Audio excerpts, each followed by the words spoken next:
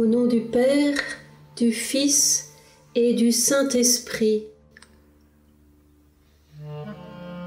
Nous t'adorons, ô Christ, et nous te bénissons, parce que tu as racheté le monde par ta sainte croix. Première station, Jésus condamné à mort. De l'Évangile selon saint Luc. Pour la 3e fois, Pilate leur dit : « Quel mal a donc fait cet homme ? Je n'ai trouvé en lui aucun motif de condamnation à mort.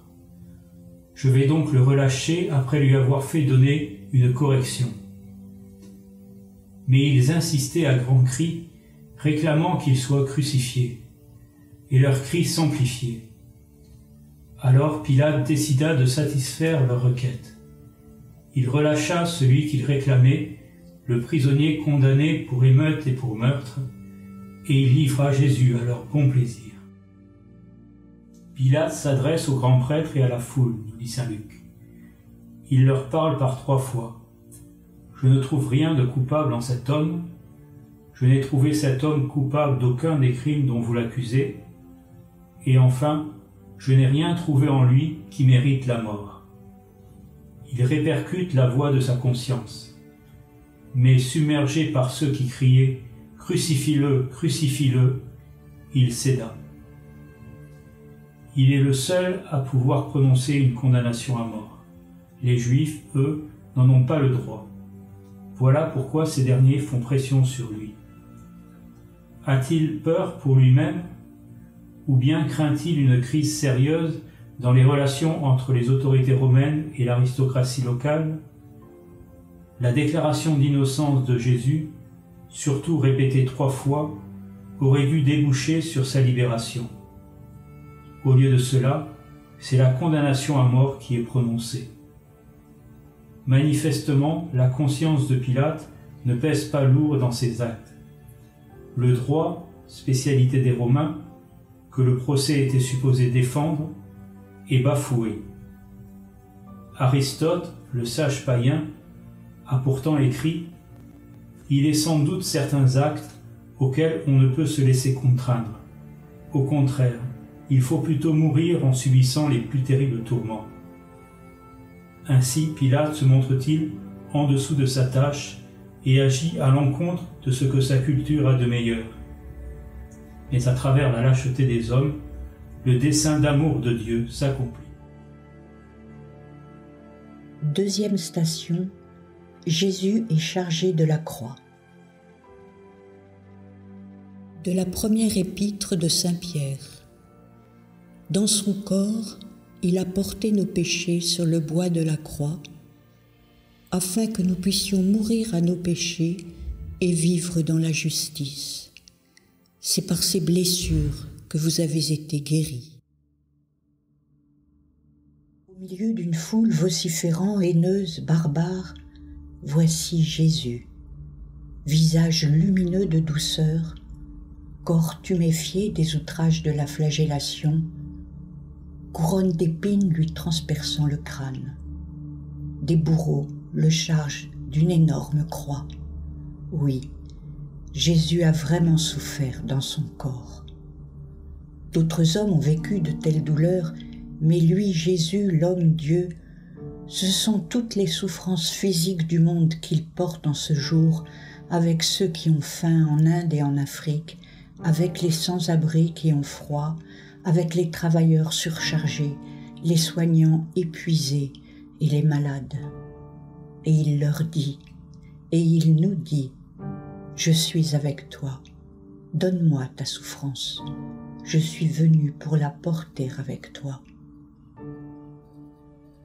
La croix pèse maintenant sur ses épaules. Il est seul. Autour de lui, rien que des bourreaux, une foule en furie et des voyeurs. Judas l'a vendu, Pierre l'a trahi, tous les siens l'ont abandonné, il n'a de compagnon que la ténèbre. Jésus a vraiment souffert dans son cœur. D'autres hommes ont vécu de telles douleurs, mais lui, Jésus, l'homme-Dieu, Ce sont toutes les souffrances morales du monde qu'il porte en ce jour avec ceux qui sont seuls, avec les femmes et les enfants violentés, avec ceux qui ont peur, avec les endeuillés privés de leurs défunts. Et il leur dit, et il nous dit, « Je suis avec toi, donne-moi ta souffrance, je suis venu pour la porter avec toi. » Sous le poids de sa croix, Jésus le grand innocent porte le péché du monde, tout le péché du monde, celui d'hier et d'aujourd'hui, un péché qui l'écrase. Dieu l'a fait pécher pour nous, afin qu'en lui nous devenions justice de Dieu. Il nous dit à tous et à chacun maintenant, « Je connais ton péché, il te fait mal, donne-le-moi. Je suis venu pour t'en libérer. Ne crains pas, crois seulement. Je t'aime tel que tu es. Va et ne pêche plus. » Troisième station, Jésus tombe pour la première fois. Du livre d'Isaïe. En fait, c'étaient nos souffrances qu'il portait, nos douleurs dont il était chargé. Et nous pensions qu'il était frappé, meurtri par Dieu, humilié. Or c'est à cause de nos révoltes qu'il a été transpercé, à cause de nos fautes qu'il a été broyé. Le châtiment qui nous donne la paix a pesé sur lui. Mais pourquoi t'être laissé atteindre par le péché des hommes, Seigneur? En le prenant sur toi, notre péché est mis à la lumière. Il n'a nulle part où se cacher. Sur ton innocence, le mal est révélé dans toute sa laideur. Et en tuant Dieu, l'homme ne peut plus se dire lui-même Dieu. Ces chutes et ces rechutes sous ta croix, ce sont aussi les nôtres. Cette pesanteur du péché qui nous cloue à terre, tu l'as vécue dans ta chair. Trop, c'est trop. Je n'en peux plus. À quoi bon? En fait, il n'y a que devant un Dieu crucifié que je peux être moi-même. Dans cette vulnérabilité partagée, tu éteins sur toi nos offenses, la mort qui nous paralyse. Tu payes de ta personne, Seigneur, et tu te relèves. Et le milieu où s'effectue cet admirable échange, c'est ton cœur. Là où le plus bas est rejoint par le Très-Haut, pour nous permettre de donner foi à l'incroyable. Un amour qui vient féconder notre misère en miséricorde. Alors, Seigneur, ne permets pas que ce soit autre chose que ton amour qui nous relève, mais donne-nous d'en être transformés, et de nous donner à cet amour qui se donne le premier. Quatrième station, Jésus rencontre sa mère. De l'Évangile selon saint Luc. Siméon les bénit, puis il dit à Marie sa mère, « Voici que cet enfant provoquera la chute et le relèvement de beaucoup en Israël. Il sera un signe de contradiction, et toi, ton âme sera traversée d'un glaive. » Ce glaive nous rappelle ce passage de la lettre aux Hébreux. La parole de Dieu est plus incisive et efficace qu'un glaive à deux tranchants. Elle pénètre jusqu'au point de division de l'âme et de l'esprit, des articulations et des moelles, et elle peut juger les sentiments et les pensées du cœur. Parfois, quand Jésus vient nous rencontrer, sa parole est plus douce que le miel, et cela nous comble. Certains jours, cependant, elle est si exigeante qu'elle peut nous blesser au plus intime de l'être. « Et toi, ton âme sera transpercée d'un glaive, » dit Siméon à Marie. L'ange Gabriel avait annoncé à la Vierge que le Verbe prendrait chair en son corps. Siméon lui révèle que la parole de Dieu transpercera son âme. La première annonce s'est faite dans la joie. La deuxième fut empreinte de douleur. Et pourtant c'est le même mystère. Mystère de l'accueil d'un Dieu qui s'abaisse pour visiter le cœur de l'homme et y demeurer pour toujours. Que ce soit dans la joie de Noël, à l'éveil de la vie, ou dans la souffrance de la croix, au plein cœur de la nuit, Jésus vient rencontrer Marie. Dieu vient visiter nos vies. Alors que notre monde angoissé semble lui aussi prendre le chemin du Golgotha, confions-nous à Marie. Qu'elle nous apprenne à accueillir Jésus, qui vient tantôt dans la douceur d'un nouveau-né, tantôt dans la douleur d'un condamné, mais qui toujours vient nous sauver. 5e station. Jésus est aidé par Simon de Cyrène à porter sa croix. De l'Évangile selon saint Marc. Il réquisitionne pour porter sa croix un passant, Simon de Cyrène, le père d'Alexandre et de Rufus, qui revenait des champs. Simon de Cyrène pourrait être vu comme quelqu'un étant dans de mauvais endroits au mauvais moment. Connaissait-il déjà Jésus? Avait-il déjà entendu parler de ce prophète qui accomplissait beaucoup de miracles et qui était recherché par les chefs du peuple pour le faire mettre à mort comme faux prophète? Nous ne le savons pas, car Simon ne nous parle pas. Il obéit en silence aux soldats. Silence de peur ou silence d'amour? Nous ne le savons pas, car Simon ne nous le dit pas. Nous savons qu'il a porté la croix à côté de Jésus et que même s'il ne le connaissait pas d'avance, il a appris à le connaître en portant sa croix. À côté de cet homme défiguré et humilié, humilié à son tour par un esclavage temporaire le temps de porter la croix, il a appris que dans l'humiliation, on peut trouver le vrai Dieu qu'on a cherché ou on n'a pas cherché toute une vie sans le trouver. Il a appris et nous apprend que le vrai Dieu se manifeste, j'ose dire de préférence, dans les mauvais endroits et au mauvais moment, et que c'est justement par là qu'il atteste d'être le vrai Dieu. Si Simon nous dit quelque chose, il ne le fait pas avec des mots, mais par sa vie. Bouleversé par cette rencontre, fera connaître ce Dieu humilié à sa famille, transformant son foyer dans un foyer de sainteté, au point que Paul, dans sa lettre aux Romains, ne pourra pas s'empêcher d'appeler Rufus, le fils de Simon, un élu dans le Seigneur, et la femme de Simon et mère de Rufus, sa propre mère.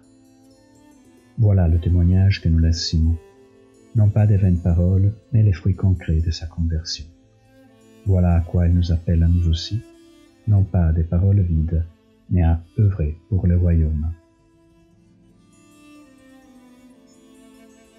6e station. Véronique essuie le visage de Jésus. Du livre des psaumes. Mon cœur m'a redit ta parole. Cherchez ma face. C'est ta face, Seigneur, que je cherche. Ne me cache pas ta face.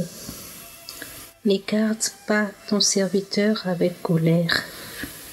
Tu restes mon secours. Ne me laisse pas, ne m'abandonne pas, Dieu mon salut. Chercher Dieu, voir le visage de Dieu, tel est le désir de tout croyant. Jésus, en ce moment, est un homme méprisé, humilié, abandonné. Son visage est trempé de sueur, couvert de sang.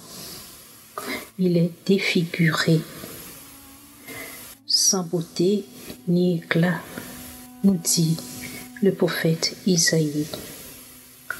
Et au milieu de cette foule qui hurle et l'insulte, voici qu'une femme se précipite et lui essuie le visage.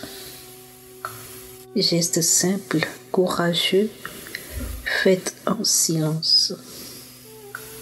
Peut-être que personne ne l'a remarqué, mais Jésus a tout vu et l'a récompensé en silence. Son visage reste imprimé sur le voile. Jésus laisse ainsi à Véronique une image authentique de son visage, le visage de Dieu. En vérité, je vous le dis, dit le Seigneur, dans la mesure où vous l'avez fait à l'un de ces plus petits de mes frères, c'est à moi que vous l'avez fait. Oui, c'est l'amour qui nous permet de voir Dieu.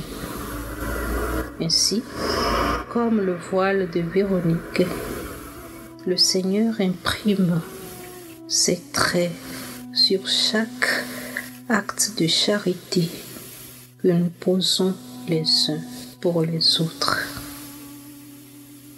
Seigneur, nous te prions. Mets en nos cœurs de l'amour pour celui ou celle qui est dans le besoin et qui attend dans le silence notre aide. Amen. 10e station. Jésus tombe pour la seconde fois. Du psaume 117. Elles m'ont cerné, encerclé, elles m'ont cerné comme des guêpes. Ce n'était qu'un feu de ronces. Au nom du Seigneur, je les détruis. On m'a poussé, bousculé pour m'abattre, mais le Seigneur m'a défendu. Il m'a frappé, le Seigneur, il m'a frappé, mais sans me livrer à la mort. Dans nos vies, il nous arrive de tomber, mais il ne faut jamais se désespérer, puisque le Seigneur lui-même est tombé et se relève à chaque fois et continue à porter sa croix avec courage. Nous pouvons lui demander la grâce de la foi en Jésus qui me donne la vie éternelle et le bonheur qui ne passera jamais. Confions-lui tous nos fardeaux et nos épreuves, afin que parvenu au terme de notre vie, il nous relève de son amour et de sa miséricorde. Comme le pape François nous le rappelle, Dieu le vivant est miséricordieux. Le Seigneur est le vivant, il est miséricordieux.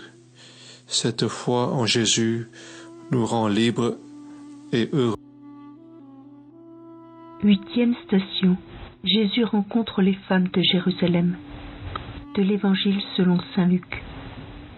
Filles de Jérusalem, ne pleurez pas sur moi, pleurez plutôt sur vous-mêmes et sur vos enfants.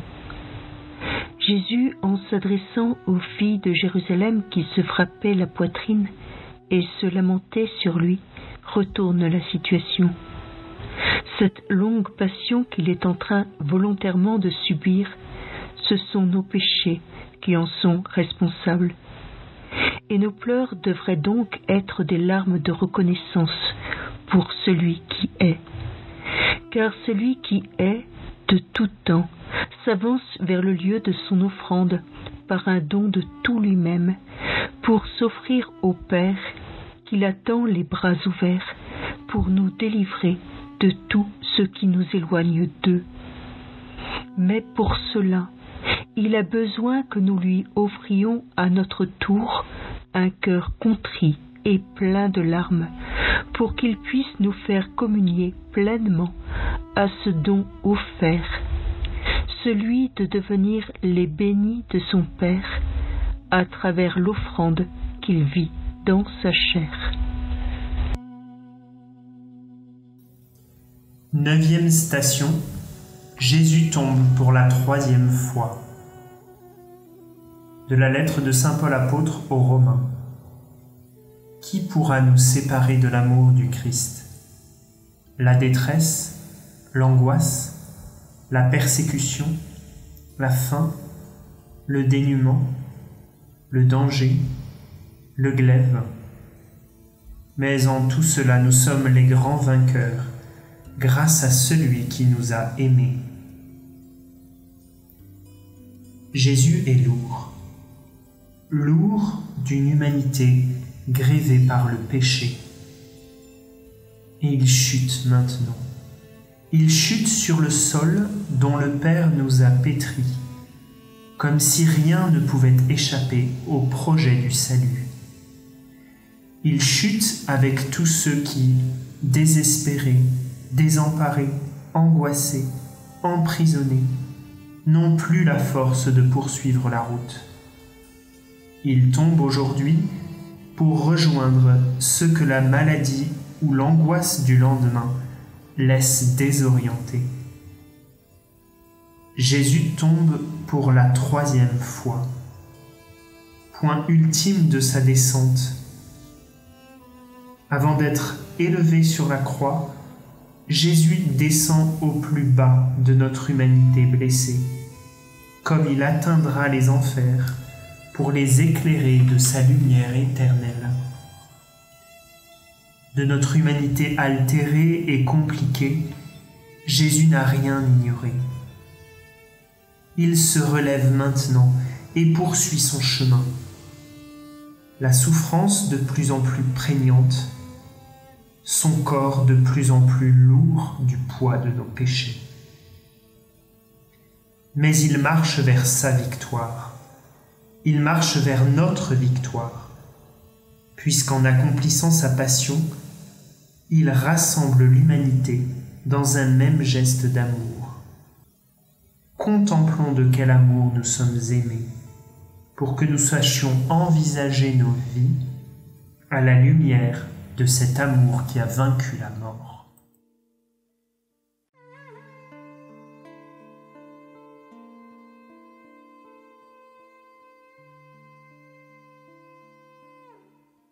Dixième station, Jésus est dépouillé de ses vêtements. De l'Évangile selon saint Jean. Quand les soldats eurent crucifié Jésus, ils prirent ses habits. Ils en firent 4 parts, une pour chaque soldat. Ils prirent aussi la tunique. C'était une tunique sans couture, tissée tout d'une pièce de haut en bas. Alors ils se dirent entre eux, « Ne la déchirons pas, désignons par le sort celui qui l'aura. » Ainsi s'accomplissait la parole de l'Écriture. Ils se sont partagés mes habits, ils ont tiré au sort mon vêtement. C'est bien ce que firent les soldats. Tel Joseph, fils de Jacob, jeté au fond de la citerne par ses frères, après avoir été violemment privé de sa tunique, ainsi Jésus, le roi de gloire, est dépouillé de tout, en même temps qu'il est fixé sur la croix. Nous entendons comme en écho le premier Adam, qui, caché au fond de nous, ose à peine dire à son Créateur « J'ai eu peur parce que je suis nu ». C'est pour toi, Adam, que Dieu ne cesse de se mettre à nu devant les hommes. C'est pour te revêtir à nouveau de sa gloire. C'est pour chacun de nous, fragiles, nus et vulnérables, blessés parfois, que, depuis la crèche jusqu'à la croix, l'homme-Dieu descend librement au fond de la citerne lézardée de notre humanité. Il ôte son vêtement de gloire pour revêtir notre chair blessée. Et si, au milieu de tant de violence, la tunique du Christ reste intacte, peut-être est-ce pour mieux voir la déchirure de son cœur. Oui, vraiment, il est déchiré le cœur de notre Dieu. Et au Golgotha, nous pouvons réentendre son cri d'amour à l'humanité, à chacun d'entre nous. Où es-tu ? Et le contemplant dépouillé de ses vêtements, laissons-le nous revêtir de sa miséricorde.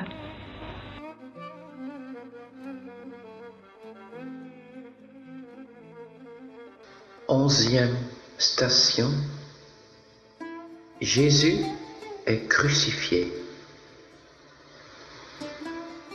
Alors, il le crucifie. puis se partage ses vêtements en tirant au sort pour savoir la part de chacun. C'était la 3e heure lorsqu'on le crucifia. L'inscription indiquant le motif de sa condamnation portait ces mots: le roi des Juifs. Avec lui, il crucifie 2 bandits, l'un à sa droite, l'autre à sa gauche. Et fut accomplie l'écriture qui dit: il a été compté avec les pécheurs. Jésus est crucifié entre 2 brigands. L'inscription de la croix porte « Le roi des Juifs ». Mystérieuse lettre clouée au sommet de la croix du crucifié qui accuse et condamne pour un verdict sans appel. Ainsi donc, le simple fait d'être roi des Juifs a suffi pour condamner à mort un homme. Lors du procès, la question de l'identité de Jésus est au cœur des débats. « Es-tu le roi des Juifs ?» demande le procurateur de Judée, reprenant l'interrogation des grands prêtres. On connaît la réponse. C'est toi qui dis que je suis roi. Si le roi, c'est un roi nu, privé de toute omnipotence, dépouillé de toute gloire, désentravé de toute possession, un roi sans trône ni ciel, qui établit sa demeure dans le cœur des hommes. Ô Christ, élevé de terre, amour crucifié, remplis nos cœurs de ton amour, afin que nous reconnaissions dans ta croix le signe de notre rédemption, et que, attirés par elle, nous vivions et mourions avec toi, qui règne avec le Père et l'Esprit Saint, maintenant et pour les siècles des siècles. 12e station. Jésus meurt sur la croix. De l'Évangile selon saint Jean. Après cela, sachant que tout, désormais, était achevé, pour que l'Écriture s'accomplisse jusqu'au bout, Jésus dit « J'ai soif ». Il y avait là un récipient plein d'une boisson vinaigrée. On fixa donc une éponge remplie de ce vinaigre à une branche d'hysope, et on l'approcha de sa bouche. Quand il eut pris le vinaigre, Jésus dit « Tout est accompli ». Puis, inclinant la tête, il remit l'esprit.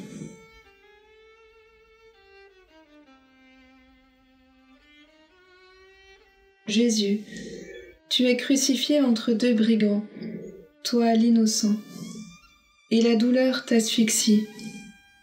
C'est la fin bientôt, tout est accompli. Tu as du mal à respirer, comme beaucoup en ces jours-ci dans le monde, proche que tu te fais de chacun. Et dans un dernier effort, tu murmures « J'ai soif.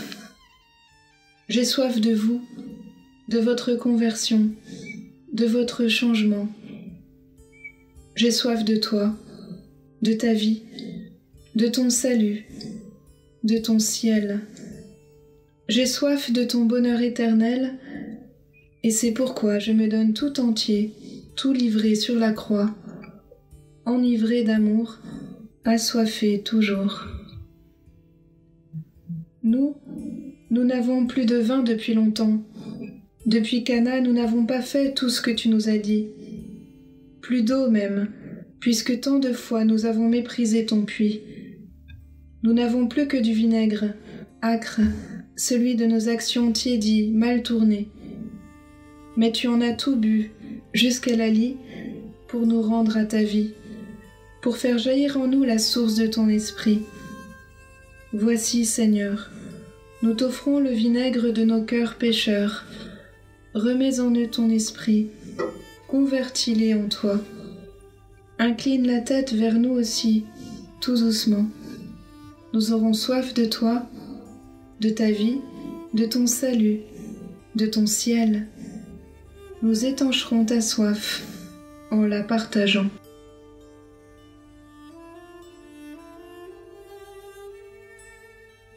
Treizième station, Jésus est descendu de la croix. De l'Évangile selon saint Matthieu. Comme il se faisait tard, arriva un homme riche originaire d'Arimathie, qui s'appelait Joseph, et qui était devenu lui aussi ami de Jésus. Il alla trouver Pilate pour demander le corps de Jésus. Alors Pilate ordonna qu'on le lui remette. Tous les évangiles nous présentent Joseph d'Arimathie comme un ami de Jésus. Amitié périlleuse pour ce notable, membre du Grand Conseil. Saint Jean nous précise que Joseph, du fait de cet état de disciple de Jésus, craignait ses pairs. Mais voilà désormais Joseph rempli de courage. Il demande le corps de Jésus, corps méprisé, corps d'un homme déjà oublié, mais corps que lui honore jusqu'au bout, malgré les dangers.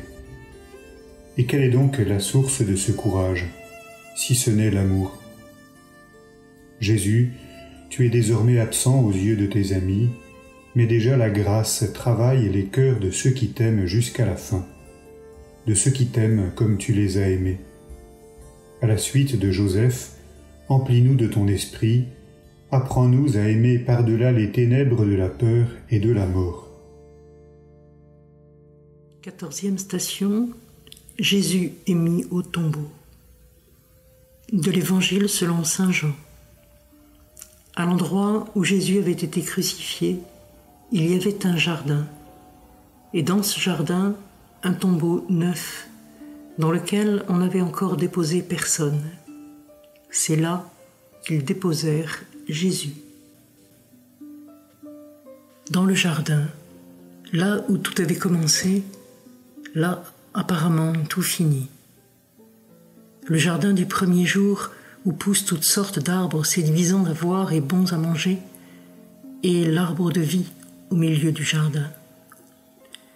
Le jardin où l'homme a été établi pour le cultiver et le garder, et le jardin dont il fut banni. Et cet autre jardin, au lieu où il avait été crucifié, lieu de torture et de mort qu'on ne peut plus même reconnaître comme un jardin.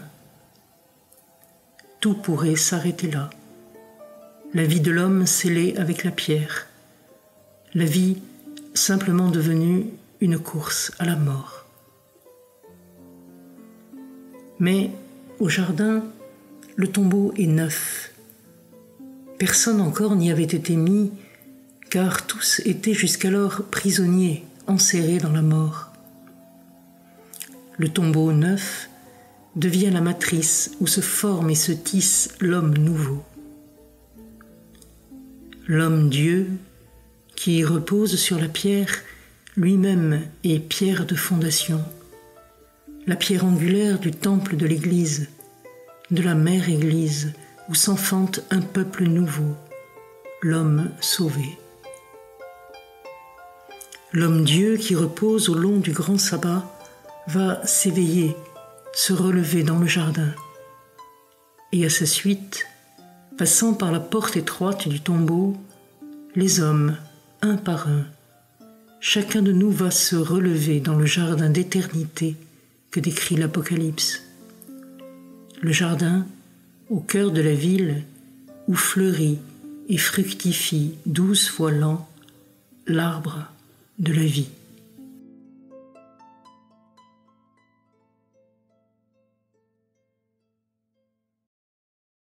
Notre Père, qui es aux cieux, que ton nom soit sanctifié, que ton règne vienne, que ta volonté soit faite sur la terre comme au ciel. Donne-nous aujourd'hui notre pain de ce jour. Pardonne-nous nos offenses, comme nous pardonnons aussi à ceux qui nous ont offensés. Et ne nous laisse pas entrer en tentation, mais délivre-nous du mal. Car c'est à toi qu'appartiennent le règne, la puissance et la gloire, pour les siècles des siècles. Dieu éternel et tout-puissant, pour montrer au genre humain quel abaissement il doit imiter, tu as voulu que notre Sauveur, dans un corps semblable au nôtre, subisse la mort de la croix. Accorde-nous cette grâce de retenir les enseignements de sa passion et d'avoir part à sa résurrection, lui qui vit et règne avec toi et le Saint-Esprit, maintenant et pour les siècles des siècles.